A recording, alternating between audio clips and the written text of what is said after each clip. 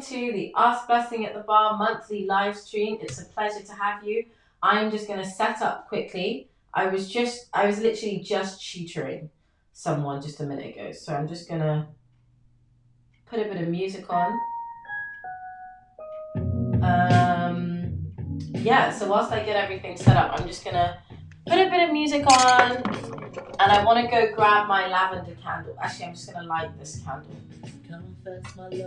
So I'm just going to give a minute, let everyone come and join us. I'm just going to grab a lighter for my candle and I'll be right back. I might go and just take a ride. I can.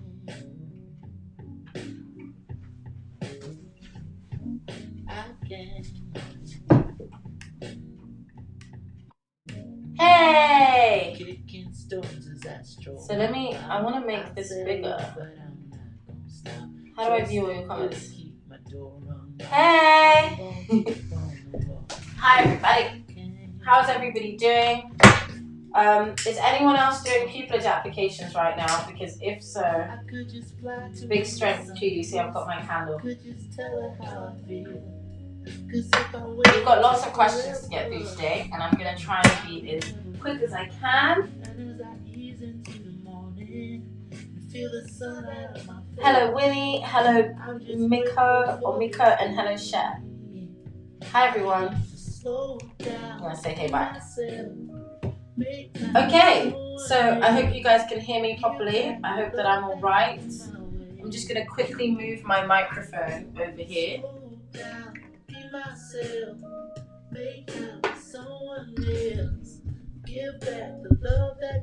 And move my music over here. Oh, I'm so happy to have you in my life. Yeah, I'm glad that you made this one. I'm going to put your message up. I'm really happy to have you guys. I've had such a long day. As you guys know, I'm working on that inquiry I mentioned. So let's get started with the questions. So I already loaded the questions up and we're just going to handle them. And if you guys watching the live have any questions, then please just ask them. This is a good vibe. So I'm just going to refresh so we're most up to date. And we're going to get started. So where is my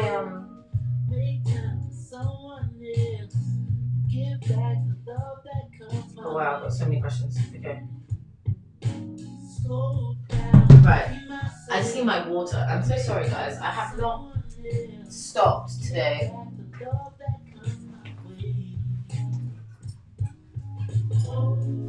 So I've got my Chic Legal Geek bottle, for those who are familiar. Right, let's jump in with these questions and get them done. So, first question. What can I do as a first year law student to get myself set up for a career at the bar?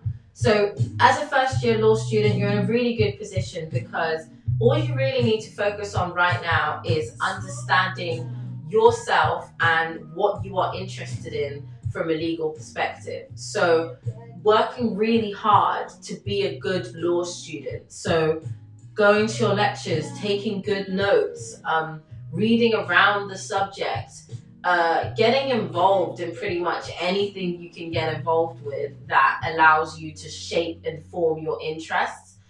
So just to give you a bit of context, when I was at Warwick as an undergraduate, I was first year representative and I was non-law representative. So I represented that body of students that were either in their first year as LLB students or that they were non-law students trying to get into law later on. And my advice then is the same now. Stay focused and engaged with your studies because right now what you study is going to be the best indication for what you're interested in.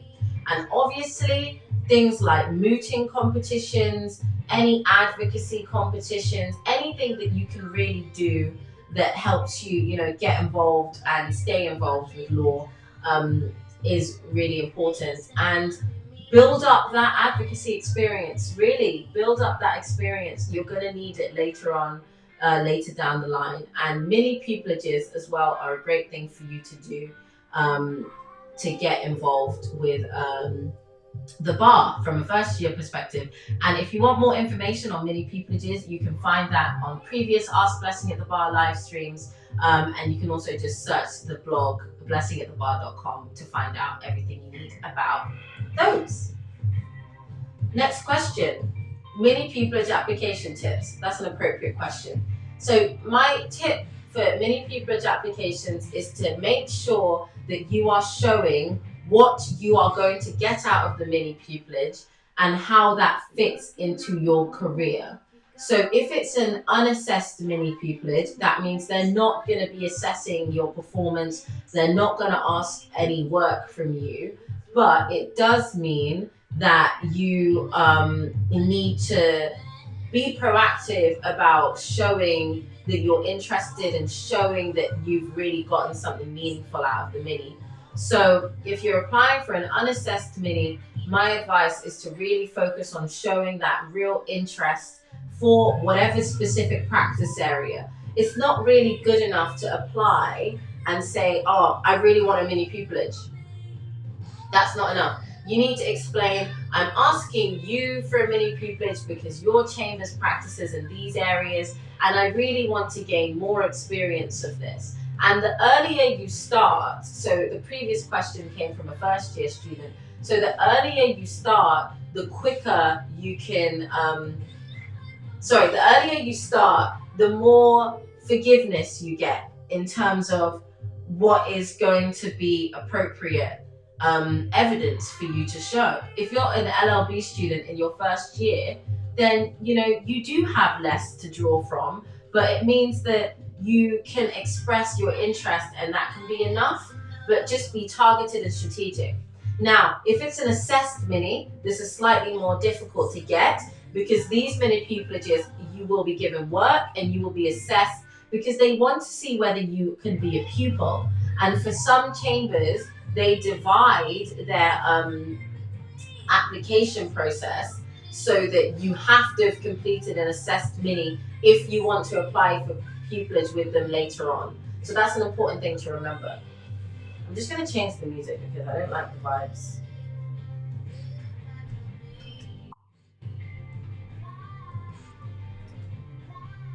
So Mika's added a really helpful question here.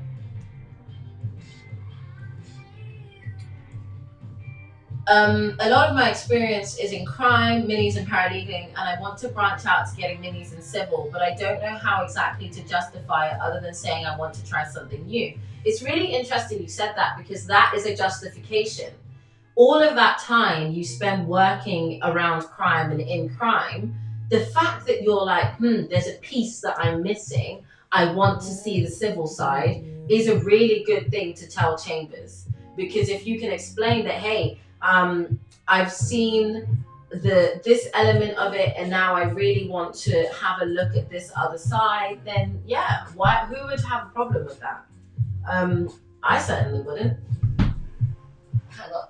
Whoop! Needed to close my door. So I hope that answers your question. I wanted to change the vibes, but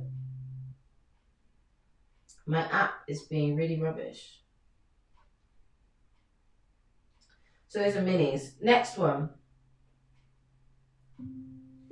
Any tips for applications for the Inns of Court and BPTC programs? It's hard for me to say specific tips for these ones because you just need to show, that you know what you're applying for, you know why you want to do it. So either that's why you want to do the BPTC or that's why you want to become a barrister if you're doing the Inns of Court scholarship route. And I wrote a blog post actually for lawcareers.net where I talked about how it's usually really scary to do scholarship interviews because it's the first time that you've really had a chance to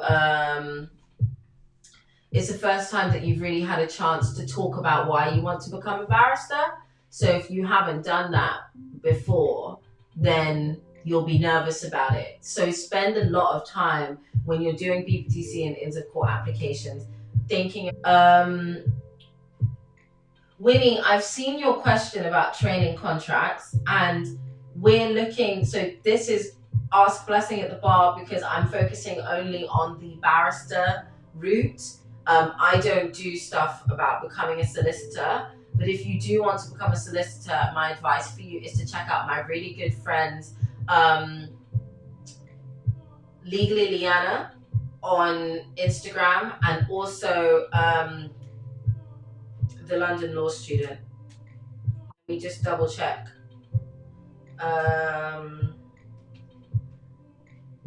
London Law Student. So this account, I don't know if you can see that.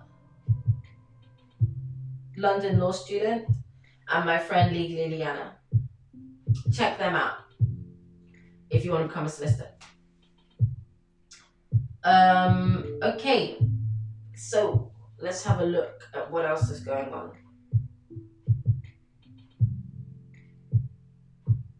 The rest of these questions are about applications and the interview stage. Please check out my lawcareers.net article called How to Finesse Your Scholarship Interview. It's all in there, and I'll link it in this in the video description as well. Okay. I'm currently in the second year of my LLB law degree. When should I join an Inn of Law, and when should I apply for one of their scholarships? I won't be able to fund the bar without the scholarship due to my circumstances. So in order to apply for scholarships, you need to be a member of an inn.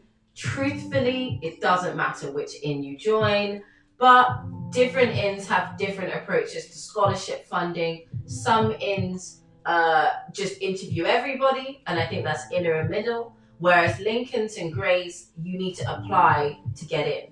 So I'm not 100% sure if you have to already be a member to get a scholarship. All I know is that you can't start and receive money if you're not a member. So that's worth checking out just to confirm. And you should apply for those scholarships before you start on the BPTC. And if you need to wait to apply for the BPTC until you get the scholarship, that's fine. As far as I'm aware, scholarship decisions are given out around summertime. So you have enough time, or they're given earlier than that. My friend on the BPTC found out that she had a scholarship. I can't remember, but all I know is that you can wait for the scholarship confirmation before the BPTC stuff happens. And also make sure that you stress the fact that you cannot study the bar without the funding. Obviously, you need to still fulfill all the other criteria, but if it's really clear that you're actually not going to be able to study and have this career without the money, and you've got the evidence to prove that, that your means are at that level, then you're not going to be without support. If you meet the threshold and you can show that you can really be successful in this career, then yeah.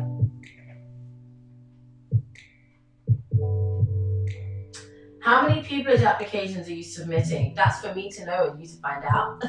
Probably not, because I don't like to talk about like my own applications.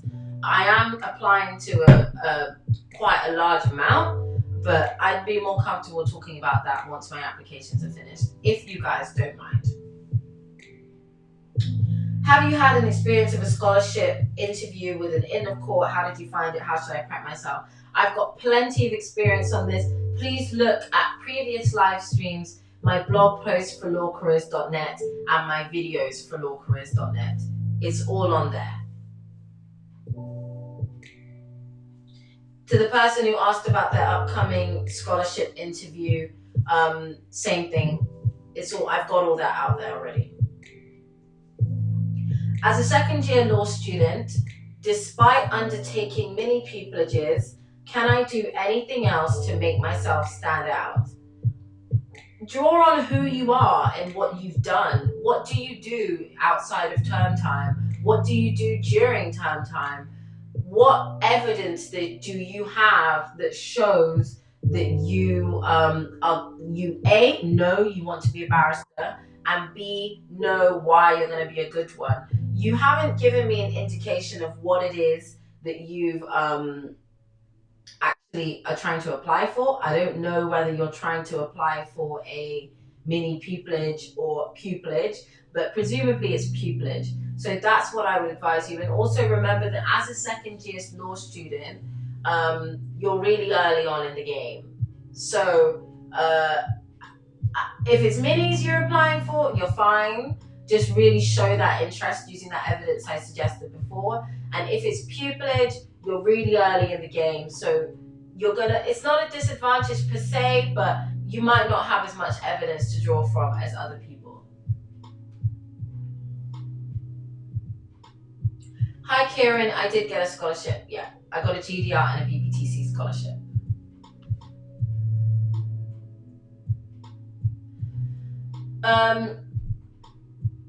Share, can first years with no experience apply for paralegal roles? I'm confused. Do you mean a paralegal role during the summer, or do you mean a paralegal role full time? If you are someone who is maybe a mature student or whatever, and you're doing the LLB part time and you want to work as a paralegal, that's very possible. And I currently work with people who are doing that. But it's difficult because they're studying things like the LPC and the BPTC part time. If you haven't completed your law qualification, it might make it more difficult for you to get paralegal roles because paralegal work is really, really competitive. Winnie wants to know, could you please talk about the steps you took from undergraduate to being called to the bar? Undergraduate, GDL, so that's the law conversion because I did history and politics, and then I did the BPTC, the bar training course, and then I got called to the bar at the end of the BPTC.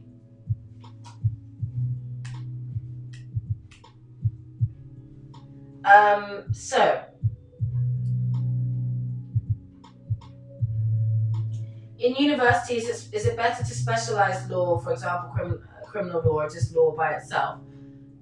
I'm not sure of any LLB programs where you can just do criminal law, but if you mean at the end of your degree, sort of in your final year's selection of modules, can you focus on criminal? If you want to, yeah. It puts you in a good position to show your interest, but you're going to have a law qualification and you can do whatever you want with it. It doesn't really matter if you specialize or not. But if you want to and you have real good reasons for wanting to do so, yeah, do it. Any advice on BPTC personal statements or BPC because they've gotten rid of this T? The personal statements, all right. Like I said earlier, it's about showing interest with evidence. Interest with evidence. Motivation with evidence. And knowing why you want this with evidence. Evidence, evidence, evidence, evidence, evidence. This is another question about scholarship interviews. As I've said before, you guys, I've got a lot of resources on that. It's all available. Hello. Any advice for things first years aspiring to the bar should do / be involved with minis, mooting, and how to go about getting these opportunities? You got it right. Minis and mooting and competitions, and you can get them through your law school.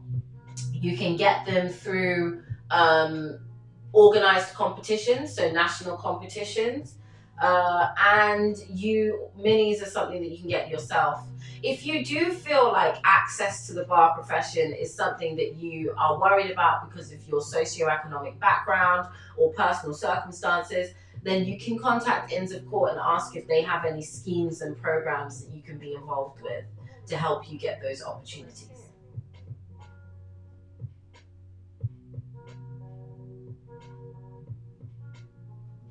What is your study system like? E.g., do you prep for Lectures, what do you revise after lectures? Further readings. How do you revise to prep for exams? Great question. Um, okay, my big tip for studying in exams is to know where you're going with this content. So understand the syllabus. Your law school will, for each module, provide you with a syllabus. You will know what you need to you will know what you need to do, and the content that'll come up throughout the year. So here's an example. When I work with my law students that I tutor, and if you do want to book sessions with me for tutoring, then head to lawtutors.co.uk and contact them and ask for blessing. I tutor LLB, GDL, BPTC, and I also do law school applications and all sorts of other applications advice. So what I always do with my students is I get them to send me their syllabus for the year and understand what is going to happen during the year. When is your coursework? When are your exams? What lectures will you have and in what order will you have them? Anticipate your content. Know week by week what you're going to cover. And that way you can keep track of what you've covered, you can keep track of what you haven't, and you can keep track of what you've learnt well and what you need to revisit. Then you never end up with nasty surprises when it comes to revision. That's my biggest study tip. I've done that and it's always worked me well. So I suggest that. Top tips for getting a 2-1/first in first year. Are reading all cases in full as important as lecturers say they are, or is reading case excerpts sufficient? No, it is not sufficient to read the excerpt of a case. Please read your cases. Get familiar with reading a case. Understand the parties, understand the facts, understand the ratio, understand the law applied, understand if there's been an appellate history, then know the issues in the case, know the significance of the case for future case law. These are cases that are probably going to be relevant over and over and over and over again. So it's important that you know them, understand your cases, because what a first class is that you've shown that you understand the application of the relevant legal principles, and further, you understand the effect of the relevant legal principles. And on top of that, you're able to critically analyze the way that those legal principles were decided, clarified, or in some cases, completely set aside. So it's that whole process. And if you don't read the case, if you don't read journal articles, you're not going to be able to know that information. And you're not going to be able to demonstrate it. Hope that helps. That's my tip. Read your cases. Oh, and if you want, Rama Publishing do these amazing ratio case law notebooks that are beautifully designed, and you can write all of your cases. It prompts the ratio, it prompts mnemonics that you can use to remember them. It's just a really great thing all around, and I'll put a link to those as well. Networking advice. Again, I've done lots of blog posts on networking for lawcareers.net and on blessingatthebar.com. Please check those out. I've set out my networking advice there. First year here, when a student's supposed to join and enter court if they want to become a barrister. Like I said, before you start the BPTC course, you can join your in as a student member, but you have to check. But generally speaking, just before you started the bar course. I did see LLB students in my inn of court. Okay. So Meek is asking questions. Okay. I graduated in 2017 and I didn't get the best grade, 2-2. Currently studying in LLM abroad now. My experience is pretty good. Do you think I could get onto the BPTC into court scholarships? Yes. The minimum requirement for the BPTC is a 2-2. Scholarships are dependent on whether you can show that you've got the aptitude to succeed as a barrister.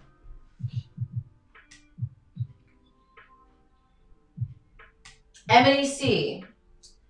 Can you please explain how you started studying for the centralized papers? Certainly. So the centralized papers, woo, that was tough. I created an Excel spreadsheet. On that Excel spreadsheet, I put all of the syllabus topics. I then color coded them by volume of topic and the frequency that that topic appeared in past papers. And to do that, I used the guidance document that showed roughly by syllabus topic how many questions were for each. And then I went through and just took all of my notes and all of my content and made sure that I'd gone through everything, reading up on things that I hadn't gone through where I hadn't. And I made a massive bank of flashcards. And I went through those flashcards over and over and over and over and over again until I knew I could competently answer single best answer questions on all of the different syllabus topics. My approach for ethics was a little bit different. I just learnt all of the various different questions that come up and understood how the guidance applied to them. I have got a video that I did called Reclaiming the BPTC, and I did that for lawcareers.net. Please check that out on their YouTube. I'll link to that, and that set out my study strategy. But if you want me to do a more in-depth study strategy, then please let me know. Go to the BPTC Reclaiming Control Over the BPTC video and comment under that or whatever to let me know that you want that content. Do I know anyone with a... Oh, let me add it.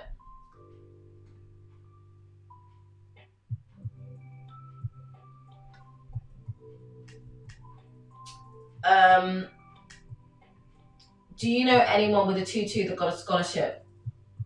Yes, I do. I definitely do. Yes, someone I know got a major scholarship with a 2-2. One of my really good friends, actually.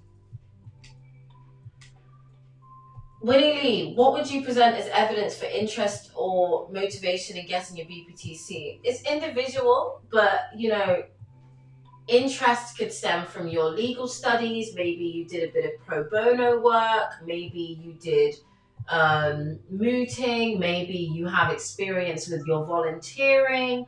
There's lots of things, but make sure it's evidence you can really pin something on. Saying that you saw a barrister one time isn't enough, but saying that you did a mini pupillage or you did marshalling or you did something that shows, then yeah, that's really good evidence to pull out. All right, Mick, I will do a how to study video. Lock your hair, sis. Lock your hair. It's all right. Or bro, I don't know if you're a boy or a girl, but lock your hair if you want to. Yeah, I can't believe they said that either. But hey, people are out there talking crazy in this life. How to write a first class essay? That's a great question. Do you know what? I kind of can't do that in this video, but I'm gonna do a study video on that topic. Remind me if I forget.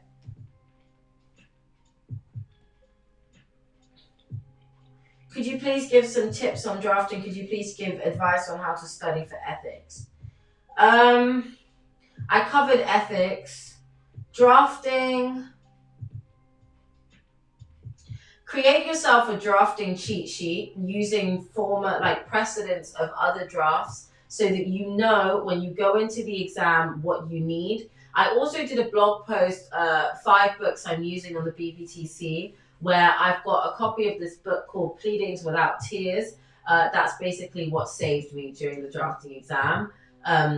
Before, because it helped me understand what the purpose of all the different elements of a draft were and spend time reading through drafts to really understand them.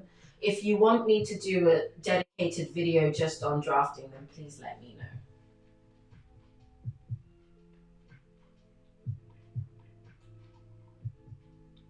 Hi, Kieran. I can see your question here about the scholarship interviews. Read my article for lawcareers.net, How to Finesse Your Scholarship Interview. Just search it. I set all the answers out to what you just asked in there. I'm going to refresh the Curious Cat. Okay, there's no more questions on Curious Cat. So I'm just going to deal with the rest of the questions here. So I've got 2 more questions, and when I'm done Okay, 3 more questions, and then when I'm done with these guys, I have to go because I had my day started at 8 a.m. and then I went and did a full work day, and then I did an hour of tutoring, and then I started this live stream straight away. So I'm so exhausted. I need to sleep. So I'm gonna answer the last 4 questions here, and then I'm gonna go take a nap. Okay. What made you choose City instead of other providers? I don't have anyone in my family who's a lawyer, and I knew that networking was something really important to me. And City just seemed to me like the place where I was going to get the best opportunities to network and engage with the kinds of chambers I wanted to be engaging with. But ultimately, the main thing about City was that it was very much like university, and I wanted that university style of experience when I was studying. So yeah, that's why I chose City. Share, no worries. I'll do that study video. If I forget, chase me down on the internet and remind me. Are there a lot of international students who actually get called to the bar that you know of in the UK? Just trying to see if I can stand a chance. Yes, there's lots of international students, Winnie. A lot of my friends on the BPTC were international. Mostly that was because they were going to go practice abroad. But yeah, you'll be fine. Being international is an asset. It brings you cultural awareness. It brings you the ability to communicate and cross communicate across cultures. It's just a language skills. It's really a big asset. Being international is an asset. Please don't forget that. And okay, last question, and then I'm going to bed. What did you enjoy the most during the judicial review competition? I would be interested in doing it next year. So, for those of you who don't know what that question is about, I won with my partner Polly Finesse, who is also on the School Exclusion Project with me. Shout out Polly.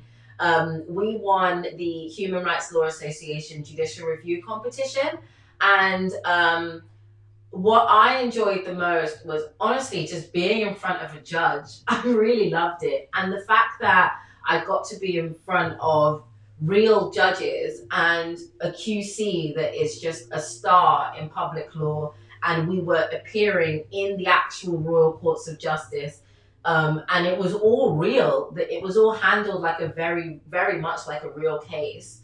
It just was amazing to me. And I loved being in front of a judge. I honestly can't really think of anything I find more fun than being in front of people and talking to them, as you can see. And yeah, that's the part that I love the most. All right, guys. So I am now going to head off. Thank you so much, everybody who's tuned into the live stream. Thank you, everyone who's asked a question, especially those of you who've asked questions during the stream. I really, really appreciate it. So just give you a rundown. This live stream happens on the first Tuesday of every month. If that Tuesday is an awkward day, then I'll change it because live. But generally, you're welcome, Cher. Generally, yeah, it's going to be first Tuesday of every month. I produce a weekly blog post on blessingatthebar.com, so please sign up to my mailing list. I also have a community forum, which is a private forum exclusively for people who have joined my mailing list and have created an account. That's a safe space online for you to talk about whatever you want to discuss about becoming a barrister. And as we go on, it's going to be an opportunity for networking. And I have a project that I'm working on that you guys are going to, I think some of you are going to really enjoy. So please be a part of that subscriber area. As always, my social media, I'm going to put my hand here so you can see it. My social media is all here. Find me online. And yeah, make sure you follow me on Instagram and all of that good stuff. But yeah, it's great hanging out with you guys. I've had a great time answering all of your questions. Good luck if you're applying for pupillage. Big love and big strength to you. Peace out, guys, and I'll see you in the next live stream. Bye.